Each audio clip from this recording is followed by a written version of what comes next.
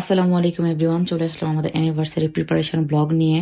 এটা আমি দুটো পার্সেল ওপেন করছি। প্রথমটা ছিল আমার হাজবেন্ডের টি শার্ট, আর পরেরটা ছিল আমার ড্রেস। আমি একটা গাউন অর্ডার করছিলাম টিল ব্লু কালারের। এই তো আমি আপনাদের দেখাচ্ছি, গাউনটা বেশ সুন্দর হয়েছে।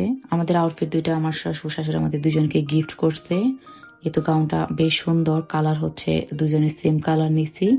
হাতাটা অনেক সুন্দর, লং স্লিভ, আর উপরের ডিজাইনটাও সুন্দর। উপরের দিকে সিকোয়েন্সের কাজ করা, আর নিচে শার্টিং কাপড়ের।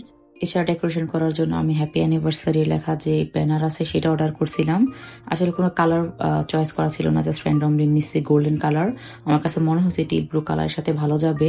তাছাড়া আরো কিছু বেলুন অর্ডার করছি ডিফারেন্ট কালারের। ডেকোরেশন করার পর আমি আপনাদের সাথে শেয়ার করব। আর নিয়েছিলাম ক্যান্ডেল, এগুলো আমি আপনাদের সাথে গত ব্লগে শেয়ার করছি।